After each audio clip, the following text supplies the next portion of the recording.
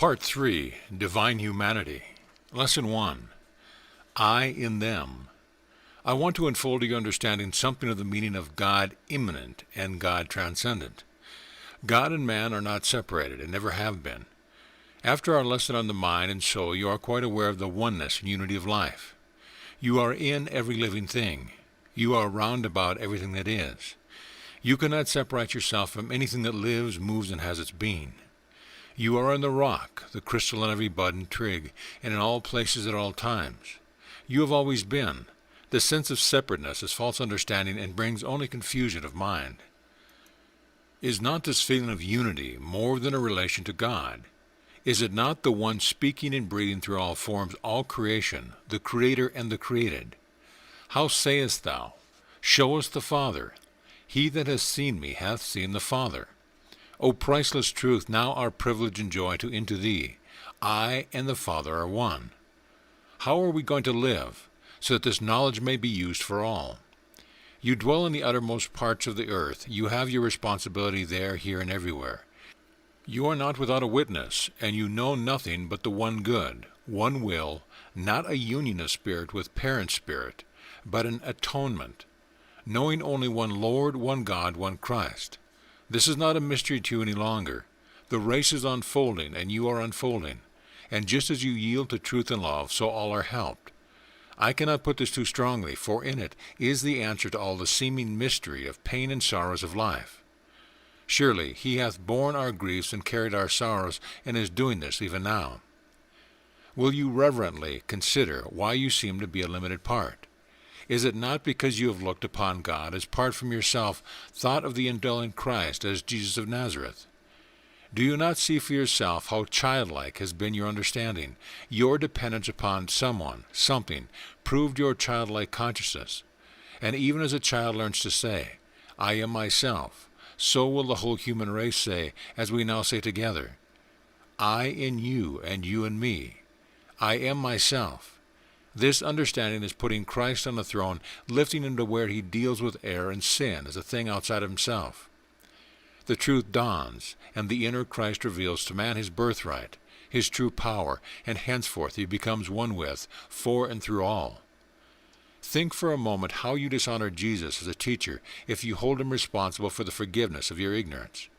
Hath he not said, All that the Father hath is yours, is mine? He hath also given you the key, the power of appropriation by faith. Lesson 2, Thou in Me. Keep in mind the previous chapter, and you will be led back to it, and find that all your life is going to teach you that the God-man Christ is all in all. This truth has to be made one with the outermost limits of creation, just as a leaf learns by drawing from its source, its oneness, more than unity with the tree. There is a condition of consciousness in everything that lives. The real, knows everything about itself, but the leaf or seeming unit can only learn slowly, by its life of dependence and unfoldment, its own place and meaning. Every atom contains the whole. The whole of God is in the blade of grass. Try to banish the thought of distance or space, and know that what you see contains within it its true life. The thought is within every expression. Your first and lowest consciousness of life was movement. Your highest is love. The seed thought is always hidden within every phase of life through which you merge. It moves, quickens, and brings forth seed thought. This is true of all creation. Your first movement was in secret. Yea, in the lowest parts of the earth, this is symbolized in every physical birth. The whole of creation is manifest to the seer. The truth of life are simple and open. I do not wish to cause you vain speculation, but we desire to be of real practical use to you at the stage of unfoldment where you are now. However low in the scale of evolution, that is, spiritual evolution, a soul is, it can be perfect of its kind, and should be free from sin, sickness, and death. This is our glorious message for you. We would have you know yourselves. Get back to the cause. Why are people suffering and sinful? Because they willingly choose to dwell in a divided consciousness of good and evil. Whoever for even a second has seen that there is no evil has passed from death to life. He has entered the heaven of heavens. He has seen God. The fall is a thing of the present. It is a false understanding. Why have we tolerated this consciousness, seeing that God cannot fail? The real you has never tolerated it. There is only one consciousness really. It is deep within yourself all the time. It always has been, and now is around you, and because of it and its livingness, you are shaking off the shadow of ignorance, a condition of growth and rising into pure being. In the great process, you will know that sin and ignorance are less in the morning mists, now being dispelled by the inner sun, the fire of the love life. To become aware, while in the shadow, of the reality of this one true life is the solution of everything. For with this true understanding, you must know that all is well forever. That you are one with this movement means that you are entering into fullness and freedom. See how it is lifting the whole race. We see its potent healing power everywhere. We rejoice with you. You are entering into the kingdom of life and light. Death and sin are conquered now and forever. In our next lesson, we will discuss the way of ascent from your present condition. Peace and joy and the sweet fellowship of the heavenly host be yours as you consider these truths. Nothing is impossible to him that believeth. Lesson 3. Seek and ye shall find. The question may be asked, why are so many people still in bondage even with this knowledge? We are in earnest and are willing to be and do what we can. It is good for you to give your heart to the understanding of wisdom. Knowledge is not understanding. To know God, we must be godlike. Because we long for perfection, we are already at its beginning. Do not regard any of these things as distant or outside yourself. That is the spirit of separateness. Let us meet the seeming difficulties together, the weights and hindrances of your everyday life, for the truth will set you free. Many of you seem to be in bondage to the climate, to lack of heat or to unevenness of temperature. Your bodies are subject to many influences. I too suffered in this way, and I would gladly help you with my experience. How could I understand that what I needed was within? I thought it necessary to be warmly clad to avoid chill and to take food to sustain life. Ah, if I could only show you for a minute a spiritual being who has passed this stage. You would know beyond all doubt that Christ is the bread of life, the true daily bread, nourishing both soul and body, able to supply your every need. As you awake in the morning, you look outside and see cold. Now you both see and feel cold. You must see before you feel a truth or a falsehood. This is a law. We shall straightway begin to reverse the order. You will look within and see only God. You will feel and understand God. Your feeblest effort in this direction must have its reward. Read this truth into every detail of the day and live in the assurance that God cannot fail. See reality, God, behind every shadow. As you go into the outer, cast out fear. Be not anxious, and the very elements will be at one with you. This is the rule of the spiritual. Your whole supply for every need is within yourself. The day is at hand when man, on earth, will be a true spiritual being. Even now you have expressed yourself in the present phase, and the God-man is seeking a higher form of manifestation. But all must cooperate, and you are learning the laws of the spiritual kingdom for this end, that sorrow and sighing may flee away, that the sons and daughters of God may hunger no more. Your responsibility is great, but your work is for eternity. Do not lose heart. Be of good courage. The work may seem slow, but God is in it. The result in yourself will be first a sense of command, and later you will smile at your old fears and limitation. For you will be at home and at rest in any climate or circumstance. Do you not see for yourself how your thought has been concerned with your dependence upon material warmth, food, and sustenance? Later you will put these in their true place, and life will open out its treasure.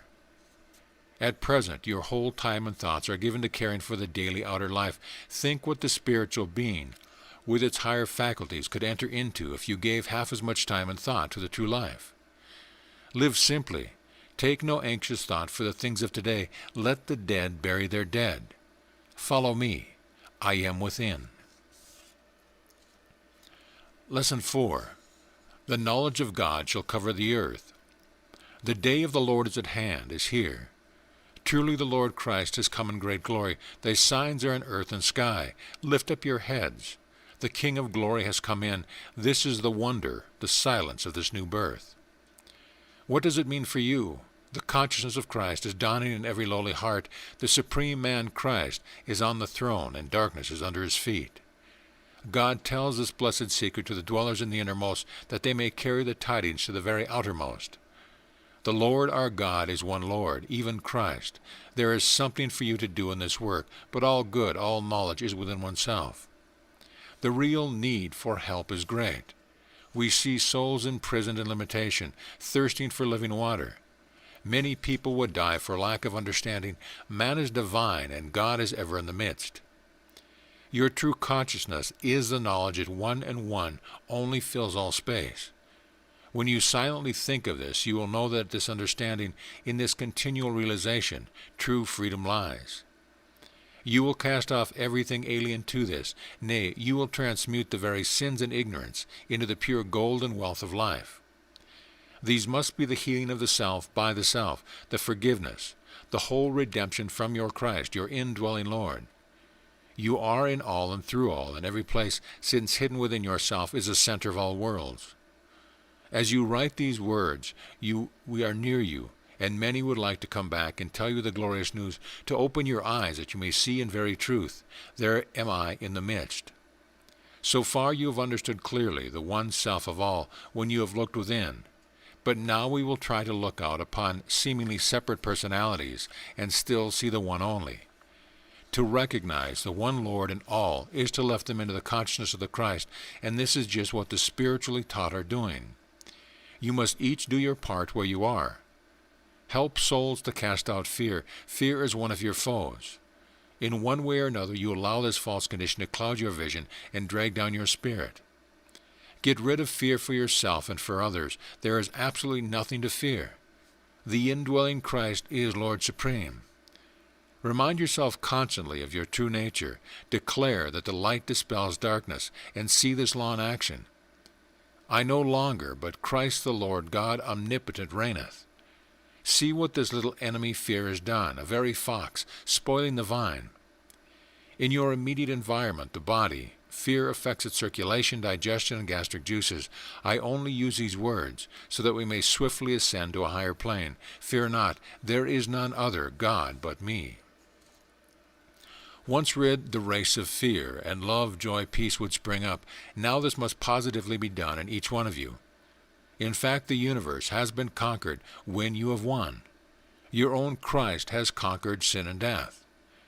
Face fear, life, and circumstances with the certainty of the I am with you and in you.